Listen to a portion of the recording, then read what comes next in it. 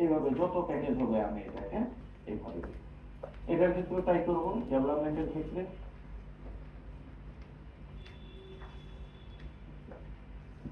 এটা একটা সেট।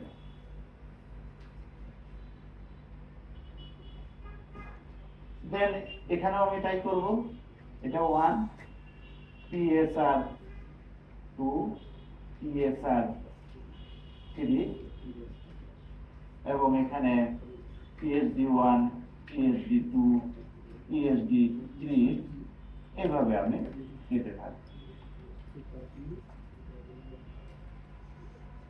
এটার ক্ষেত্রেও তাই হবে।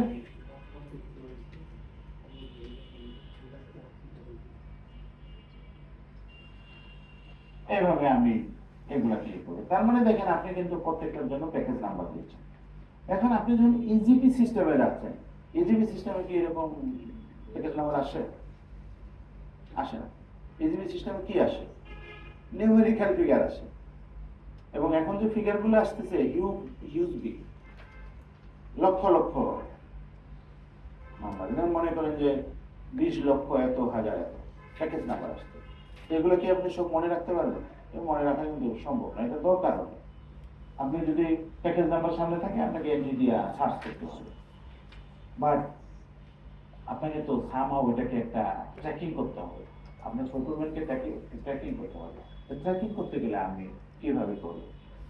আগে আমরা কিন্তু এখন যতই বলি না কেন যে আমরা খুব ডিজিটাল পদ্ধতিতে চলে আসছি, কিন্তু আমরা ম্যানুয়াল কিন্তু এখনো ভুলতে পারিনি। আপনি এখনো দেখবেন আপনার ওখানে যদি অডিট যায়, সে কিন্তু আগে ফাইল থাকে। আপনি যে প্রথম একটা অডিট ইজিবিতে করছেন এটা কিন্তু খুঁজে না। এবং আমরা ইজিবি সিস্টেমের কাগজ সব প্রিন্ট করে আবার একটা ফাইল বানাইছি না, বিকজ অফ দিস। সুতরাং আমরা যে খুব তাড়াতাড়ি একেবারে ওটাকে সুইচ করছি তা কিন্তু না, আমরা কিন্তু এখনো একটু আমাদের এটা আছে, সময় আছে। সো আপনাকে অভ্যাস আমরা ছাড়তে পারি। সো আপনাকে কিন্তু এগুলো একটু হার্ড ফাইল করতে হবে, বাট আপনাকে তো ট্র্যাক করতে হবে। আপনারা দেখবেন যখন টেন্ডার ডকুমেন্ট তৈরি করেন, টেন্ডার ডকুমেন্ট তৈরি করতে গিয়ে টেন্ডার যে ডেটা শিট আছে, বা আপনি টেন্ডার ডকুমেন্ট শুরুতেই দেখবেন একটা জায়গা আছে রেফারেন্স নাম্বার আছে না, ওখানে আপনারা কি দেন? Reference number. মেবি আপনারা ফাইল নাম্বার দেন, ফাইল নাম্বার দিয়ে ফাইল আপনাকে ট্র্যাক করতে হয়। এবং এখন আরো একটু মানে প্রবলেম হয়ে গেছে কি, যে ফাইল নাম্বারও কিন্তু ডিজিটাল, তাই না? ফাইল নাম্বারও ডিজিটাল, এটাও এখন ট্র্যাক করাটা আমার জন্য খুব কঠিন হয়ে গেছে। সুতরাং আপনাকে আবার ওই কোনো না কোনো সিস্টেমে থেকে বার করার জন্য করতে হবে, বাট ইনিশিয়ালি তো আপনাকে বুঝতে হবে যেটা কোন জিনিসটা হবে। আমরা যে কারণে সাজেস্ট করি, এটা নট দ্যাট যে করতেই হবে, সাজেস্ট করি। মনে করেন যে আপনার একটা প্যাকেজ, মনে করেন যে গুডসের একটা প্যাকেজ এবং এই প্যাকেজ নাম্বারটা হলো 2 নম্বর প্যাকেজটা, তাহলে রেফারেন্স আপনি কিভাবে দেবেন? মনে করেন যে আমি সিভিলাইজেশনকে আবার বেস করে বলি, তো মনে করেন যে আপনি লিখলেন cap, civil aviation authority of Bangladesh, cap, তারপরে অবলিক দিয়ে লিখলেন SQ, কারণ ক্যাপের তো অনেকগুলা পেরিফেরিয়াল অফিস আছে, তাই না? তো হেডকোয়ার্টারের মধ্যে আবার একটা মনে করেন উইং আছে, যেটাকে বা একটা অংশ আছে যেটাকে আমরা বলতেছি অ্যাডমিন। দেন আমি ডকুমেন্টে যেহেতু কাজ করতেছি, আমি রেফারেন্স নম্বর দিব যে আমি GR1 নম্বর প্যাকেজ 2 নম্বর প্যাকেজটা করতেছি। আর মনে করেন যে এটা হলো এই বছরের একটা প্রতিবেদন 2025। তাহলে দেখেন জিনিসটা ট্র্যাক করাটা আপনার জন্য খুব ইজি হচ্ছে না, যে এটা কোন অফিসের হেডকোয়ার্টারের, এটা অ্যাডমিন অংশ দেখে, এবং এটা প্যাকেজ নাম্বার হলো 2 নম্বর প্যাকেজটা কোন সালের 25-26। জিনিসটা কিন্তু অনেক ইজি ভাবে আমরা কিন্তু ট্র্যাকিং করতে পারি। কারণ আমার মনে আছে যে ওনাদের ওখানে যখন গেলাম, আমাদেরকে কিছু অডিট আপত্তি আমরা পেয়েছিলাম, যেগুলো বেশ পুরনো, এত পুরনো যেটা মানে কে করছে না করছে কাকে আমরা জিজ্ঞাসা করব এটাও ট্রেস করা যায় না। তো দেখেন যে আমার যদি এই নাম্বারটা থাকতো তখন কিন্তু আমি ট্র্যাক করতে পারতাম। অ্যাটলিস্ট আমি বলতে পারতাম যে ভাই এটা তো আপনার শাখা থেকে করা, কারণ ওখানে একটা রেফারেন্স নাম্বার আমি দেখতেছি। কারণ আমরা আর কিছু ডকুমেন্ট প্রিজার্ভ না করলেও টেন্ডার ডকুমেন্ট বা কন্ট্রাক্ট এগুলো কিন্তু আমরা প্রিজার্ভ করি, এটা লম্বা সময় প্রিজার্ভ করি। নর্মালি বলা আছে যে আপনি 5 বছর প্রিজার্ভ করবেন, বাট যদি এটা খুব সেন্সিটিভ হয় এবং হিউজ বিগ কন্ট্রাক্ট হয় তাহলে কিন্তু এটা আপনি কোপের অনুমোদন নিয়ে কিন্তু আরো লম্বা সময় কিন্তু মানে আপনাকে প্রিজার্ভ করতে হবে। সো এই যে প্রিজার্ভেশনের বিষয়টা, এটাও কিন্তু আপনাদেরকে খেয়াল রাখতে হবে যে আপনাকে কোন কোন ডকুমেন্ট কত বছর প্রিজার্ভ করতে হবে। এখন অনেক প্রজেক্ট আছে যে আমরা 7 বছর ধরে প্রজেক্ট চলতেছে, আপনাকে বলছে যে ডকুমেন্ট আপনি 5 বছর প্রিজার্ভ করবেন, তাহলে যেই প্রকিউরমেন্টটা, যে প্রজেক্ট 7 বছর চললো এবং যে প্রকিউরমেন্টটা আপনি ফার্স্ট ইয়ারেই করছেন, তাহলে কি সেগুলো কি প্রজেক্ট শেষ হওয়ার আগেই ফেলে দিবে? ডেফিনেটলি না। আপনাকে এই ক্ষেত্রে কাউন্ট করতে হবে যেদিন আপনার প্রজেক্ট শেষ হলো সেদিন থেকে অনওয়ার্ড 5 ইয়ার্স আপনাকে এটা প্রিজার্ভের বিষয়টা চিন্তা করতে হবে। তো এইভাবে কিন্তু আমরা প্রত্যেকটা বিষয়কে যদি ম্যাথমেটিক্যালি যদি চিন্তা না করি, আমরা কোনো না কোনো সময় দেখা গেলো যে কাগজ খুঁজে পাচ্ছি না, এটা পাওয়া যাচ্ছে না। আমরা যদি বলি যে এগুলো তো 5 বছরের পরে আমরা ডিসপ্লে করে ফেলছি, এটা কিন্তু খুব একটা বেশি আপনাকে হেল্প করবে না। তো এই বিষয়গুলো কিন্তু আমরা প্রকিউরমেন্টের ক্ষেত্রে আরো বেশি ক্লিয়ার হবো। এবং আপনারা সবাই জানেন যে প্রকিউরমেন্টের মানে আমরা যত মানে ব্যয় করি প্রতি বছর, এর একটা সিগনিফিক্যান্ট নাম্বার কিন্তু প্রকিউরমেন্ট করে থাকে, তাই না? কত পার্সেন্ট? এটা নিশ্চয়ই প্রথম দিনের ক্লাসে বা কখনো আলোচনা হবে। 70%. ডেভেলপমেন্ট প্রজেক্ট হলে 70% বা more than that, but is as a whole আমরা যদি ওয়ার্ল্ড ওয়াইড চিন্তা করি, ইভেন বাংলাদেশের কথা চিন্তা করি, as a whole world wide এটা টোটাল বাজেটের আমার 1/3 হয়, আর বাংলাদেশের জন্য এটা অ্যাবাউট 50%, অ্যাবাউট 50% প্রকিউরমেন্ট করি। তাহলে এই বছর আমাদের বাজেট কত? 7,90,000 কোটি টাকা মেবি। যেটাই হোক না কেন, এর 50% ধরলে কিন্তু হিউজ বিগ অ্যামাউন্ট, প্রায় 4,00,000 কোটি টাকা। এই যে 4,00,000 কোটি টাকা, এইটা হিসাবটা তো আপনার সবাই দিতে টাকা। এবং এটার মধ্যে যেটা বড় আর একটা প্রবলেম, যে এটার মধ্যে করাপশন তো আছেই, এর বাইরেও একটা করাপশন আছে যেটাকে আমরা বলি সিস্টেমিক করাপশন। সিস্টেমিক করাপশন কত? এটা কি ফার্স্ট দিলেও পাইতে পারেন, অনেক ক্ষেত্রে বলে সিস্টেমিক করাপশন। সিস্টেমিক করাপশন হচ্ছে 10 to 30%। Country to country very করে আর কি। বাংলাদেশের জন্য এটা প্রায় 18-19%। মানে আপনি চিন্তা করে দেখেন যে 4,00,000 কোটি টাকা যদি 20% ধরেন, তাহলে কত হাজার কোটি টাকা? 80,000 কোটি টাকা। 80,000 কোটি টাকা সিস্টেমিক করাপশন। সিস্টেমিক করাপশনটা কিছুই না, this is not real corruption. এইটা হচ্ছে আমরা বিদ্যুতের ক্ষেত্রে বলে থাকি না, system loss, error system loss. মানে আপনার যে সময় করার কথা এই সময় না করার কারণে আপনার একটা লস হয়ে যাচ্ছে। যেভাবে প্রকিউরমেন্ট করলে এটা আপনি অপটিমাম প্রাইস পাইতেন, জেনুইন প্রাইস পাইতেন, এইটা ওই সিস্টেমে না করার কারণে এটাকে হায়ার কস্ট দিতে হচ্ছে। তাহলে এইটাই কিন্তু লস। এই লসটাকে বলা হয় সিস্টেমিক করাপশন। এবং এই লসটা হয় মূলত কয়েকটা কারণ আছে, তার মধ্যে 80% যে কারণটা মানে বলে সেটা হচ্ছে ক্যাপাসিটির অভাব। প্রকিউরমেন্টের ক্যাপাসিটির অভাবের কারণে কিন্তু আমাদের লসটা মূলত হয়। এই যে আপনারা ট্রেনিং করতেছেন, এটা কিন্তু ক্যাপাসিটি বিল্ড আপ করতেছে, সেটা প্রজেক্ট মানে প্ল্যানিং হোক আর প্রকিউরমেন্ট প্ল্যানিং। ক্যাপাসিটি ডেভেলপ, ক্যাপাসিটির অভাবের কারণে, ক্যাপাসিটি নাই বলে ল্যাক অফ ক্যাপাসিটির কারণে 80% সিস্টেমিক করাপশন। সুতরাং আমাদের এখন মূল কাজ হলো কত আমাদের ক্যাপাসিটি ডেভেলপ করা যায়। আপনারা কি জানেন যে রিভিউ প্যানেলের কথা তো সবাই জানে, ডিপিপিতে আছে, তাই না? রিভিউ প্যানেলে কেউ কখনো গেছেন নাকি? জানেন। রিভিউ প্যানেলে অনেকটা মানে পার্সিং জুডিশিয়াল বডির মতো আপনাকে জেরা করবে, দুই পক্ষ ওখানে থাকে। আপনি যদি কোনো সাক্ষী সাবর কাগজপত্র থাকে সেটাও নিয়ে যাবেন এবং আপনার সেটার উপর ভিত্তি করে কিন্তু ফাইনাল ডিসিশন তারা দিবে। আমার মনে আছে যে 2014 সালে আমি যখন মাস্টার্স করি, তখন আমার থিসিসের পার্ট ছিল এই complain appeal mechanism in Bangladesh কিভাবে আছে আইন বিধিমালার মধ্যে।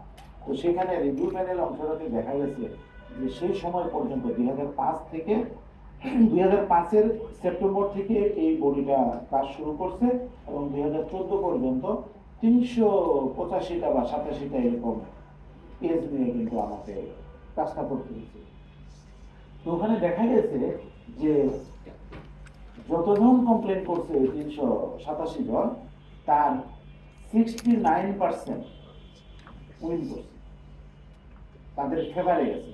তার মানে এটা দিয়ে কি মিন করে, তাদের কমপ্লেন গুলো জেনুইন ছিল, এটাই তো মিন করে।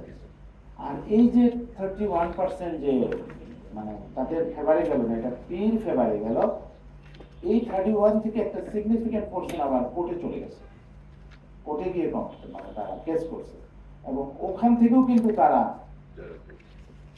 পজিটিভ ভার্ডিক্ট নিয়ে অনেকে চলে আসে এবং এটার রেজাল্ট প্রায় 60-70%। এবং অ্যাজ এ হোল আমরা ওই সময় দেখেছি যে যত কমপ্লেন হয়েছে 80% প্লাস তারা উইন করছে। ওভার দ্য টাইম এখন কি গেল, এখনকার আমি যতটুকু জানি যে এখন এই রেশিওটা চলে আসছে 65-35 বা 40-60 মতো চলে আসছে। প্রফিটিং এন্টিটির দিকে গেছে 60 আর কমপ্লেনের দিকে গেছে 40। ও সব উল্টে দিয়ে কিন্তু ওর যে আগে 69 ছিল ওটাকে উলট পালট করে দিয়ে এখন কিন্তু পজিশনটা এরকম। এই ঘটনাটা কেন ঘটলো, কি কারণে হচ্ছে? ক্যাপাসিটি ডেভেলপ করছে, প্রফিটিং এন্টিটির ক্যাপাসিটি ডেভেলপ করছে। একটা হচ্ছে যে প্রকুরমেন্ট ইমপ্রুভ করতেছে, এটা একটা কারণ। আরেকটা কারণ হচ্ছে যে ফেস করতে পারতেছি, আগে কিন্তু ফেস করতে পারতে না যে আমাকে কি প্রশ্ন করলে আমি কি উত্তর দিব বা আমার কি কি প্রস্তুতি নিয়ে যাওয়া দরকার। কারণ ওখানে কিন্তু সাক্ষী সাবুদের উপরে ডকুমেন্টারি এভিডেন্সের উপরে কিন্তু আপনার রেজাল্ট আসবে। ওটি জড়িত আমরা এখানে মেইন সমস্যা ছিল যে ডকুমেন্ট প্রিজার্ভেশন। এই প্রজেক্টের ক্ষেত্রে ম্যাক্সিমাম সময় দেখা গেছে ডকুমেন্ট তো প্রস্তুতি নেই আর কি, প্রফিটিং এন্টিটির প্রস্তুতি নেই। এখন কিন্তু প্রফিটিং এন্টিটি ওয়াইলি টু, এই যে আপনারা যতটুকু শুনতেছেন এটার উপর ভিত্তি করে কিন্তু আপনারা কিন্তু প্রস্তুতি নিয়ে যাচ্ছেন। সুতরাং এই বিষয়টা কিন্তু ইনিশিয়ালি ছিল না, তার মানে ক্যাপাসিটির অভাব ছিল।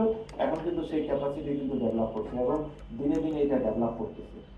এবং সবচেয়ে যেটা মজার ব্যাপার, আগে কিন্তু এই যে 31% একটা সিগনিফিকেন্ট নাম্বার কোর্টে চলে যাইতো, এখন কিন্তু গান কোর্টে বেশি যাচ্ছে না, কারণ তারা জানে যে ওখানে গিয়ে হয়তো আমি হেরে যাব। এই যে বিষয়গুলো, এই বিষয়গুলো কিন্তু ক্যাপাসিটি ডেভেলপমেন্টের সাথে জড়িত। তো এইভাবে আমাদের কিন্তু এগুলা চিন্তা করতে হবে।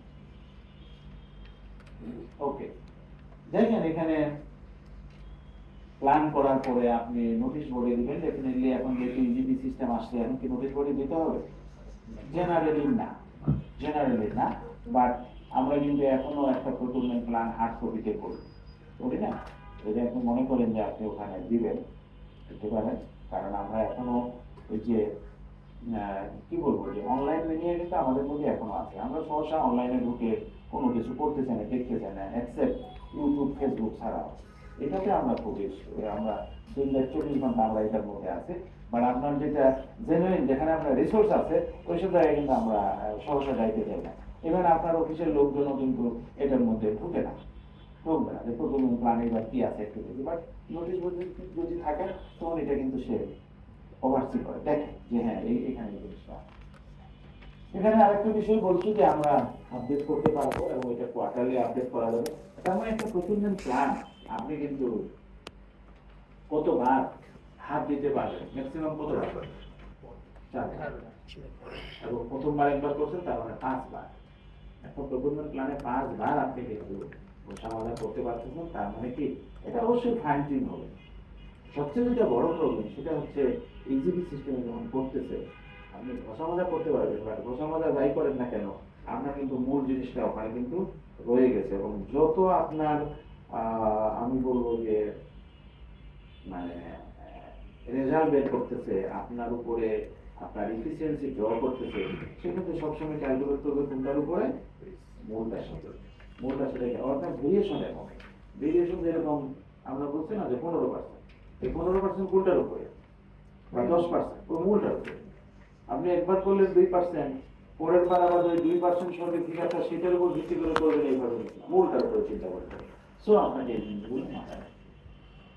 সিপিটি ওয়েবসাইটে যখন আমরা ম্যানুয়াল পদ্ধতিতে করতাম তখন সিপিটি ওয়েবসাইটে দেওয়া একটা প্রতিষ্ঠান ছিল যাদের ইজিপি, আমরা তো এখনো কিন্তু মানে ম্যানুয়ালি কাজ করতেছি, তাই না? ম্যানুয়ালি করলেও কিন্তু বলা আছে যে এটা স্পেশাল তাহলে তো আপনি বিপিপিএন নেবেন, বা এটা কিন্তু বলছে যে আপনি এটা ইজিপি সিস্টেমে প্রথমে প্ল্যানটা করবেন, এটা বলে দেওয়া আছে। বাট আগে কিন্তু মানে ম্যানুয়ালি যখন করতাম আমাদের ওখানে পাঠায় দিত সিপিটিভিতে, অথবা যাদের ইজিপি কোড ছিল যখন 2012 সালে পরে ইজিপি আসলো তারা নিজেরাই ওখানে আপলোড করতে করতে ফিগারটা দিতে পারতো। তো এখন এই বিষয়টা এখন জেনারেলি নেই বা প্রিপেয়ারে এখন এটা এক্সিস্ট করে যে আপনি যদি মনে করেন যে ওয়েবসাইটে দিবেন, কারণ আমাদের ইজিপি সিস্টেম বাদেও কিন্তু আমাদের ওয়েবসাইট আছে, তাই না? ওয়েবসাইটে আপনি একটা প্রকুরমেন্ট প্ল্যানের যদি আপনার একটা ইয়ে থাকে, অপশন থাকে, আপনি সেখানে এগুলোকে আপলোড করে দিতে পারেন, সো দ্যাট ম্যানুয়াল পদ্ধতিতেও আমরা সবাই এগুলো দেখতে পাবো, এগুলো দেখা যাবে। অনলাইন অফলাইন যেটা বললাম বিপিপিএসসিতে আগে ছিল, এখন এটা নাই। আগে অনলাইনে যারা করতো ফরওয়ার্ড করতো, যারা করতো না তারা আমাদের ওখানে পাঠিয়ে দিত, এটা তখন এনজি দেওয়া হতো। প্ল্যান করতে গেলে সবার আগে মেথডগুলোর বিষয়ে গুরুত্বপূর্ণ, যে কোন মেথড আপনি অ্যাপ্লাই করবেন, কোন মেথডটা আপনার জন্য ভালো হবে সেই বিষয়টা কিন্তু চিন্তা করতে হবে। আমরা গত দিনে মেথডগুলো দেখেছি, খুবই এগুলো ইম্পর্টেন্ট রিক্রুটমেন্ট প্ল্যান তৈরির ক্ষেত্রে। এবং এই যে মেথডগুলো দেখতেছেন এখানে আরেকটা মেথড থাকার কথা, হ্যাঁ সবগুলো আছে। দেখেন যে কোনটা এখন আপনি অ্যাপ্লাই করবেন। প্রিফার্ড মেথড হচ্ছে ওটিএম। আপনি কি যত মেথড বা আছে সবগুলো বাদ দিয়ে খালি ওটিএমই করবেন? আমরা অনেকে এরকম চিন্তা করি যে ওটিএম যেহেতু প্রিফার্ড মেথড এবং এটা নিয়ে কারো কোনো আপত্তি থাকে না, বাট আপনাকে চিন্তা করতে হবে যে ডকুমেন্টের সাইজটা কত দ্রুত আপনাকে করতে হবে, এটার ইম্প্যাক্টটা কি, এই বিষয়গুলো মনে করেন যে একটা সিম্পল টাইপের বড় ডকুমেন্ট, আপনি কি এই ওটিএম এ যাবেন নাকি ওয়ান স্পেস স্ক্রিন ভেলাতে যাবেন, এটা চিন্তা করতে হবে আপনাকে। এখানে ব্রেন স্টর্মিং করতে হবে। মনে করেন একটা কমপ্লেক্স টাইপের মাঝারি গোছের একটা প্রকল্প, আপনি কি ওটিএম এ করবেন, লিমিটেডে করবেন নাকি ওয়ান স্পেস স্ক্রিন ভেলা করবেন, এটা কিন্তু চিন্তা করার বিষয়। জেনারেলি মনে করেন যে আমি অনেকগুলা কম্পিউটার কিনবো বা ল্যাপটপ কিনবো, তো এই দুটো মেথডের মধ্যে আপনি কোনটাকে প্রিফার করবেন, ওটিএম নাকি one statement class? OTM generally আমরা ওটিএম চিন্তা করি, বাট আমি যখন অনেকগুলো কিনবো তখন কিন্তু এখানে একটা টেকনিক্যালিটিজের বিষয় আছে, টেকনিক্যাল বিষয় কিন্তু একটা। সো আমি যদি ওয়ান স্টেটমেন্ট ক্লাস করবো এটি ব্যবহার করবো, বিকজ আমি আগে টেকনিক্যাল অংশটা অ্যাসেস করবো, সবকিছু দেখবো, এবং যারা যারা আমার কাছে একেবারে মানে পুরোপুরি ফিট তাদের শুধু ফাইন্যান্সিয়াল গুলো আমরা ওপেন করবো। তো তার মানে কি ওর মধ্যে যে লস করে টাকা আমি পাবো, তো এই কারণে কিন্তু তখন হয়তো দেখা গেল যে এটা তো ওটিএম আমরা দেখেন না স্যার, যে আমরা তো আগে টেকনিক্যাল রেসপন্সিবিলিটি। হ্যাঁ ডেফিনেটলি আমরা কিন্তু মানে ফাইন্যান্সিয়াল ফিগারটা কিন্তু একটা টাইম সামনে চলে আসে, ফাইন্যান্সিয়াল ফিগারটা কিন্তু সামনে চলে আসে। আপনি যখন ওপেন করলেন ওটিএম এ কিন্তু তার টেকনিক্যাল এবং ফাইন্যান্সিয়াল ফিগার একসাথে চলে আসে। সো আপনি কিন্তু ফাইন্যান্সিয়ালটা দেখতে পাচ্ছেন, এবং ফাইন্যান্সিয়ালটা কিন্তু যখন সামনে চলে আসে তখন কিন্তু মেন্টালিটি আমাদের বিভিন্ন রকম হয়ে যায়। আমরা কিন্তু লোয়েস্টকে সেটার দিকে আমরা কিন্তু বেশি গুরুত্ব দিই এবং কম্পেয়ার সবসময় লোয়েস্টের সাথে মিলাই আর কি।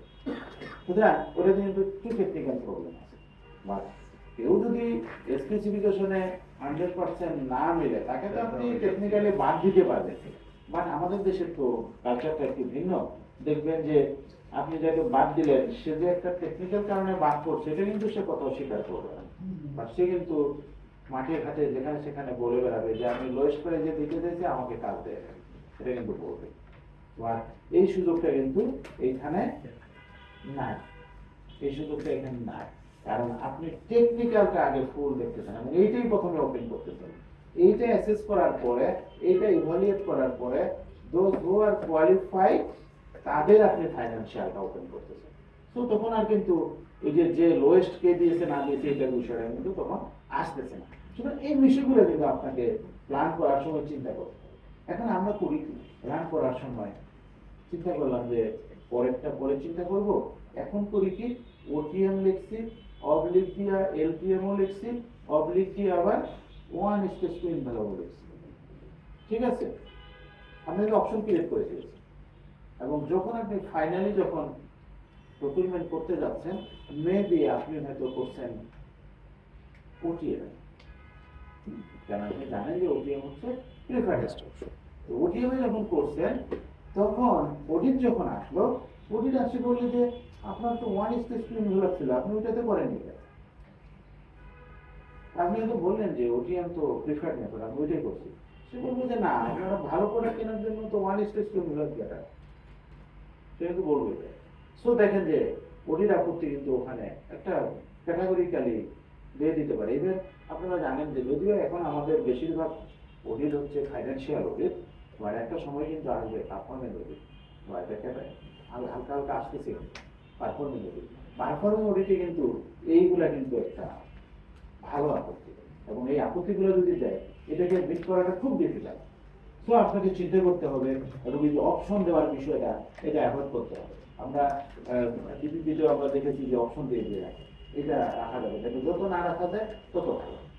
এবং এখন যেভাবে প্রকুরমেন্ট প্ল্যানের বিষয়টা বলছে যে ওটির অনুমোদন নিয়ে করা যাবে, মেবি চেঞ্জও করা যাবে, যদিও ডিপিপির সাথে এটার একটা লিঙ্ক আছে, এগুলা সংশোধনের একটা বিষয় আসবে একটা এন্ডে গিয়ে, বাট অপশন দিলে কিন্তু এটা আপনার জন্য একটা এক্সট্রা বার্ডেন ক্রিয়েট করতে পারে, এটা মাথায় রাখবেন। ওকে, তো সুতরাং যে মেথড হবে সেটাই আপনি করবেন।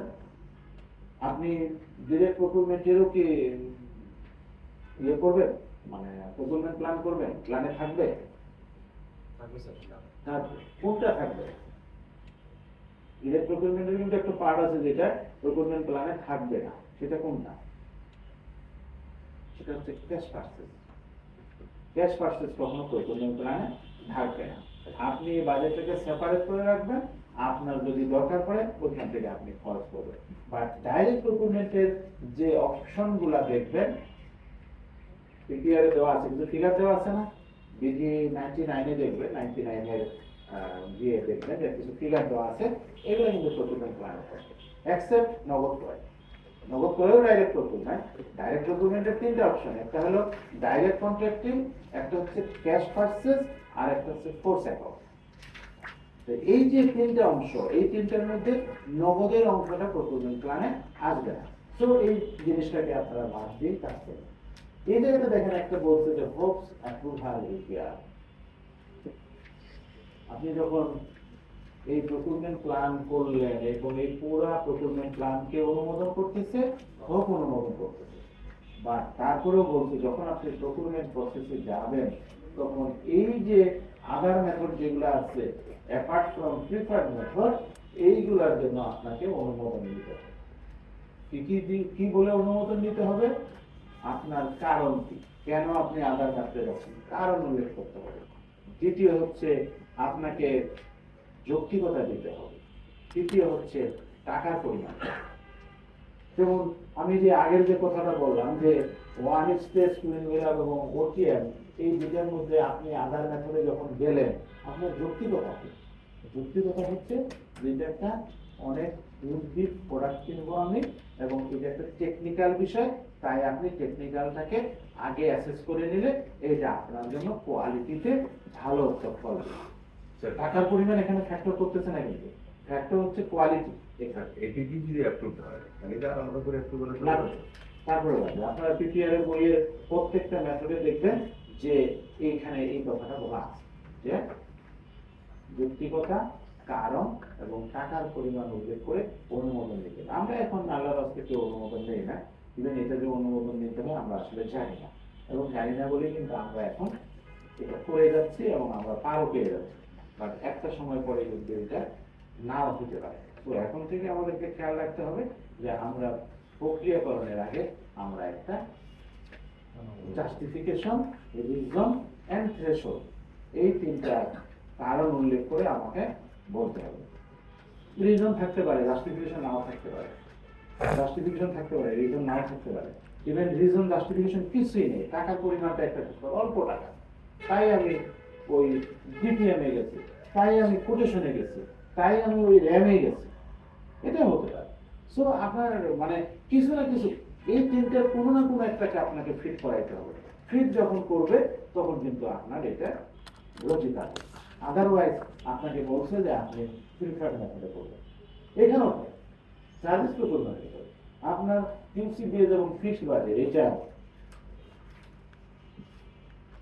প্রিফার দেবো এই দুইটা করলে কোনো অসুবিধা নেই। প্রকুরমেন্ট প্ল্যান অনুমোদন মানে you study your process start করতে কোনো অসুবিধা নেই। But if you follow this 6 এই 6 এর মধ্যে যদি হয় তাহলে আপনাকে রিজন জাস্টিফিকেশন থিওসফিটা বলতে হবে। সুতরাং এই জিনিসগুলো আমরা একটু খেয়াল রাখবো।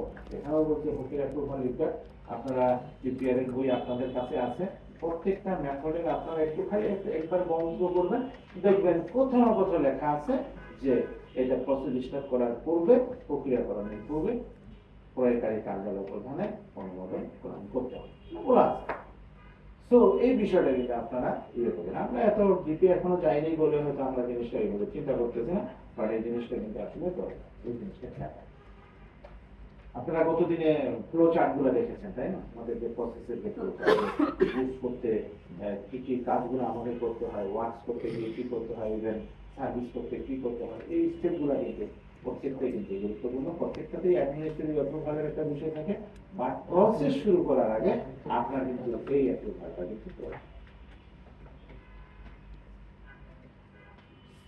আমরা যে কোনো প্রোডাক্ট আইটেম বাই আইটেম কিনতে পারি, অথবা লট ভিত্তিতে কিনতে পারি, অথবা প্যাকেজ আকারে কিনতে পারি, অথবা মানে ফাইনালি এটা একটা কন্ট্রাক্ট হবে। বাট এই যে আইটেম